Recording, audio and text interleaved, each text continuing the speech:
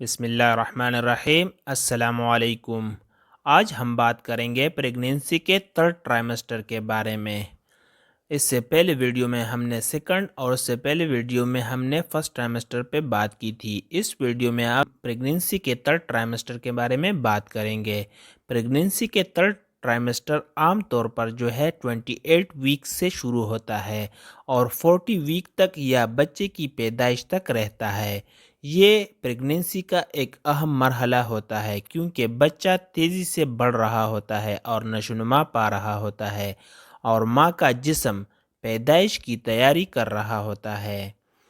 تیسرے ٹرائمسٹر کے دوران بچے کی اعضاء پختہ ہوتے رہتے ہیں اور ان کے لنگز سرفیکٹنٹ پیدا کرنا شروع کر دیتے ہیں۔ یہ ایک ایسا مادہ ہے جو رحم سے باہر سانس لینے میں ان کی مدد کرتا ہے۔ بچے کا وزن بھی بڑھتا ہے اور لمبائی میں بھی اضافہ ہوتا ہے اور ان کی حرکتیں زیادہ نمایاں ہو سکتی ہے کیونکہ ان کے پاس گھومنے پھرنے کی گنجائش کم ہوتی ہے۔ ماں کو اس ٹرائمسٹر کے دوران کچھ تکلیف بھی ہو سکتی ہے جیسا کہ کمر میں درد، تھکاوٹ اور سونے میں دشواری۔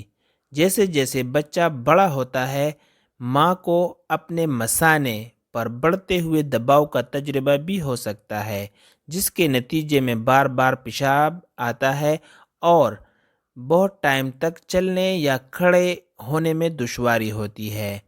ماں کے لیے یہ ضروری ہے کہ وہ اس ٹرائمسٹر کے دوران اپنا خیال رکھنا جاری رکھے، بشمول صحت مند اور متوازن غذا کا کھانا، ہائیڈریٹ رہنا یعنی کہ پانی کا استعمال کرنا اور کافی آرام کرنا۔ بچے کی نشوونما اور نشوونما پر نظر رکھنے والے محفوظ اور صحت مند ڈیلیوری کو یقینی بنانے کے لیے آپ کو ہیلتھ کیئر پر جانا ضروری ہوتا ہے اور ڈیلی چیک اپ کرنا بہت لازمی ہے۔